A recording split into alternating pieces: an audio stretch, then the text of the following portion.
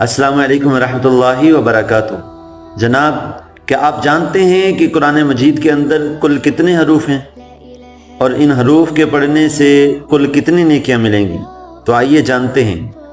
اللہ تبارک و تعالیٰ کے پیارے حبیب صلی اللہ تعالیٰ علیہ وسلم نے ارشاد فرمایا، جو شخص قرآن مجید میں سے ایک حرف پڑھے اس کو ہر حرف کے بدلے ایک نیکی ملے گی اور ہر نیکی 10 نیکیوں کے برابر ہوگی۔ تو میں الف لام میم کو ایک حرف نہیں کہتا، بلکہ الف ایک حرف ہے، لام دوسرا حرف ہے اور میم ایک الگ سے حرف ہے۔ اور قرآن مجید کے اندر ٹوٹل 3,21,267 حروف ہیں۔ تو پورے قرآن مجید کی تلاوت کرنے سے 32,12,670 نیکیاں ملیں گی۔